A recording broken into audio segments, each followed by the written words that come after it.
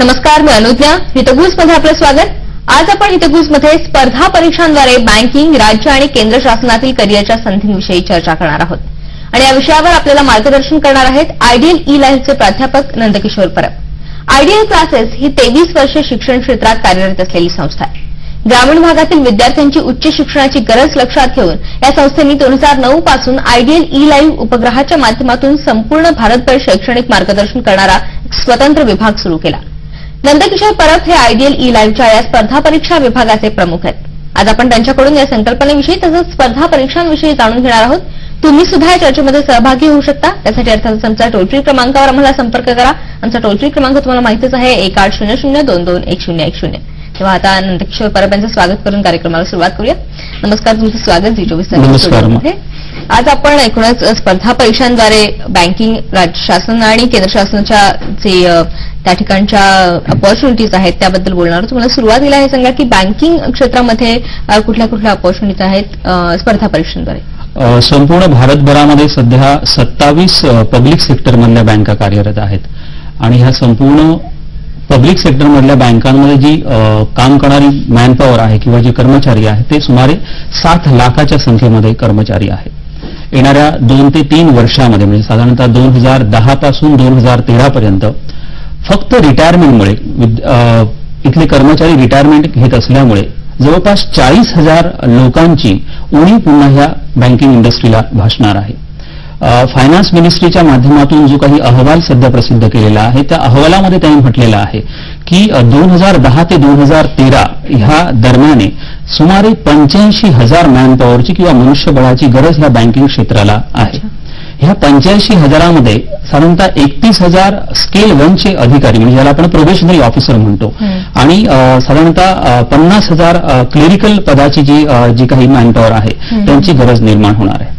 आता फायनान्स मिनिस्ट्रीचा जो हा अहवाल आहे त्याच्या पुढच्या भागामध्ये ते असं म्हणतात की ही जी संपूर्ण जी काही रिक्वायरमेंट आहे किंवा संपूर्ण जी रिक्रुटमेंट प्रोसेस राबवली जाणार आहे ती यापुढे एका कॉमन एंट्रन्स टेस्टच्या माध्यमातून राबवली जाणार आहे. आता ही कॉमन एंट्रन्स टेस्ट म्हणजे साधारणतः वर्षभरामध्ये कमीत कमी 3 वेळा आणि सुमारे जास्तीत जास्त 4 वेळा ही टेस्ट घेतली जाणार आहे.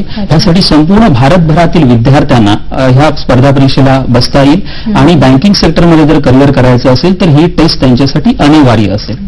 त्यामध्ये ते पुढे असं म्हणतात की ही टेस्ट दिल्यानंतर साधारणतः 1 वर्षाच्या कालावधीसाठी त्यांची निवड ही गृहीत धरली जाईल. म्हणजे जर एखादा विद्यार्थी जर त्या परीक्षेमध्ये पास झाला असेल तर तिथपासून पुढे 1 वर्षाच्या कालावधीमध्ये त्या विद्यार्थ्याला बँकिंग क्षेत्रामध्ये जिथे जिथे अपॉर्च्युनिटीज असतील तिथे त्यांना त्या पदावर बँका रिक्रूट करतील. कुठल्या कुठल्या विविध परीक्षा पद्धती आहेत, कुठल्या परीक्षा? आता बँकिंग सेक्टरमध्ये जर प्रवेश मिळवायचा असेल तर तिथे 2 प्रकारे रिक्रुटमेंट केली जाते. पहिला प्रकार आहे त्यामध्ये डायरेक्ट एंट्री म्हणजे डायरेक्ट संधी दिली जाते ज्यासाठी तुम्हाला कुठल्याही प्रकारची व्यावसायिक पदवी असणं गरजेचं आहे किंवा उदाहरणार्थ सीए आहे, सीएस आहे किंवा ICWS सारखी आहे, MBA सारखी डिग्री आहे, ही पात्रता तुमच्या अंगी असणं गरजेचं आहे. आणि जर समजा नुसता ग्रॅज्युएट असेल किंवा बँकिंग सेक्टर हे असं आहे जिथे 12वी म्हणजे इथे HSC झालेल्या विद्यार्थ्याला देखील प्रवेश मिळवता येतो एक करिअर म्हणून. आता ह्यासाठी पुन्हा 2 पद्धती अंमलात आणल्या जातात. इथे एक सुरुवातीला एक प्रवेश परीक्षा घेतली जाते जी लेखी स्वरूपामध्ये असते. ह्याला आपण स्पर्धा परीक्षा अशासाठी म्हणतो कारण एकाच वेळी संपूर्ण भारतभरामधून ही परीक्षा ऑल इंडिया लेव्हलला घेतली जाते. त्यामुळे संपूर्ण भारतभरातून विद्यार्थी किंवा उमेदवार ह्या परीक्षांना बसत असतात. सुरुवातीची जी परीक्षा असते ती लेखी स्वरूपाची परीक्षा असते आणि त्यानंतर मग पर्सनल इंटरव्ह्यू किंवा त्यांच्याशी वैयक्तिक मुलाखत अशा प्रकारे 2 टप्प्यांमध्ये ही परीक्षा घेतली जाते आणि त्यानुसार आवश्यक असलेले कॅन्डिडेट क्लर्क पदावर किंवा प्रोबेशनरी ऑफिसर पदावर निवडले जातात. म्हणजे मूलभूत एज्युकेशनल क्वालिफिकेशन ही 12वी कुठल्याही शाखेमधून 12वी आणि पदवी जर देखील कुठल्याही शाखेमधली यासाठी चालू शकतात. निश्चितच आपण बँकिंग बघितलं. पुढे आपण आता राज्य शासनाकडे बघूया. राज्य शासनामध्ये कुठल्या कुठल्या संधी आहेत स्पर्धा परीक्षा? राज्य शासनामध्ये विशेषतः जर आपल्या महाराष्ट्राचा जर विचार केला तर महाराष्ट्रातल्या ग्रामीण भागातला जो विद्यार्थी आहे किंवा संपूर्ण भारतभराचा जर आपण विचार केला तर ग्रामीण भागातील विद्यार्थ्याला सरकारी क्षेत्रामध्ये काम करायला जास्त आवडतं किंवा त्याची तशा प्रकारची स्वप्न असतात. ती जर स्वप्न त्यांना जर पूर्ण करायची असतील तर त्यासाठी मला इथे सांगायला आवडेल, म्हणजे महाराष्ट्र शासनाचा जर विचार केला, ज्याला आपण महाराष्ट्र लोकसेवा आयोग हा एक आयोग आहे, या आयोगाकडे हे काम आहे की महाराष्ट्र शासनाला लागणारी जेवढी काही मॅनपॉवर आहे, विशेषतः अ गट आणि ब गटामधले जे अधिकारी आहेत, म्हणजे थोडक्यात सांगायचं झालं तर उपजिल्हाधिकारी पदापासून तालुका निरीक्षक पदापर्यंत, म्हणजे मध्ये येणारी जी सगळी पदं आहेत, गट विकास अधिकारी आहेत, नायब तहसीलदार आहेत किंवा परिवहन विभागातले अधिकारी आहेत, वित्त सेवा विभागातले जे अधिकारी आहेत, या सगळ्या अधिकाऱ्यांची निवड ही महाराष्ट्र लोकसेवा आयोगाच्या मार्फत केली जाते. आणि महाराष्ट्र लोकसेवा आयोग जेव्हा जेव्हा रिक्वायरमेंट असेल ह्या पदांची तेव्हा तेव्हा न्यूजपेपरमध्ये ह्याची जाहिरात प्रसिद्ध करत असतो आणि त्यानुसार ह्यांची रिक्रुटमेंट केली जाते. आता ह्या रिक्रुटमेंटमध्ये पुन्हा 2 पद्धती आहेत, ज्यामध्ये पुन्हा ह्यांची एक लेखी परीक्षा घेतली जाते.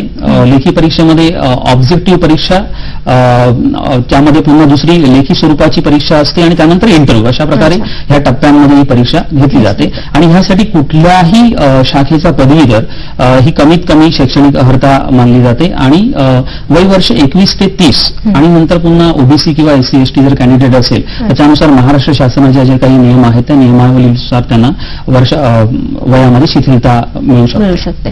निश्चित. आपल्याबरोबर एक प्रेक्षक आहेत, त्यांचा प्रश्न इथे जाणून घेऊया आपण. सिद्धेश आहेत नवी मुंबईहून, त्यांचा प्रश्न जाणून घेऊया. नमस्कार सिद्धेश, तुमचा प्रश्न विचारा. नमस्कार. स्पर्धा परीक्षेची तयारी क्लासमध्ये कशी केली जाते आणि बँकेच्या स्पर्धा परीक्षेत कोणकोणते विषय असतात? बरं, ठीक आहे, जाणून घेऊया. खूप छान प्रश्न आहे तुमचा. आपण तुमच्या दुसऱ्या प्रश्नाकडे पहिल्यांदा वळतोय की बँकेच्या परीक्षेमध्ये कुठल्या कुठल्या प्रकारचे विषय असतात, ज्यामध्ये क्वांटिटेटिव्ह ऍप्टिट्यूड सारखा विषय आहे किंवा रिझनिंग सारखा विषय आहे. त्यानंतर जनरल इंग्लिशची तुमची टेस्ट घेतली जाते. क्लेरिकल पदाच्या परीक्षेसाठी क्लेरिकल ऍप्टिट्यूड ही टेस्ट घेतली जाते.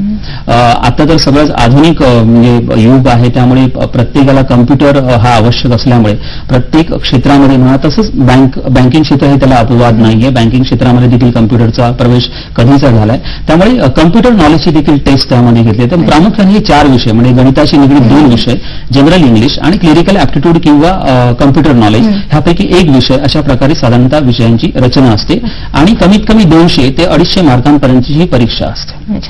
आपण फोन घेतला होता, त्या प्रेक्षकांचा प्रश्न होता की कशा प्रकारे क्लासेसमध्ये ट्रेनिंग केलं जातं, ते मला जाणून घ्यायचंच आहे. मात्र तत्पूर्वी केंद्र शासनामधल्या संधी आपल्या सांगण्याच्या राहिलेल्या आहेत. केंद्र शासनामध्ये कुठल्या कुठल्या संधी आहेत स्पर्धा परीक्षांवर? केंद्र शासनामध्ये जर उमेदवारांना जर काम करायचं असेल की विद्यार्थ्यांना जर त्या फील्डमध्ये जाऊन करिअर करायचं असेल तर तिथे 2 संधी उपलब्ध आहेत. एक म्हणजे स्टाफ सिलेक्शन कमिशनच्या माध्यमातून काही परीक्षा घेतल्या जातात.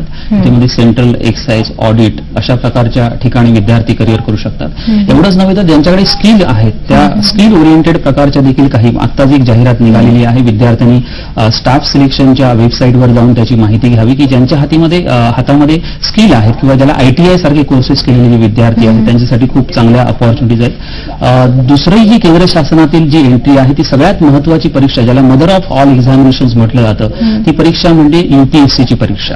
केंद्रीय लोकसेवा आयोग ही परीक्षा कंडक्ट करतो आणि त्यामध्ये एकूण 14 परीक्षांपैकी सिव्हिल सर्व्हिस एक्झामिनेशन ही जी परीक्षा आहे ती सगळ्यात अत्यंत महत्वाची अशी परीक्षा समजली जाते.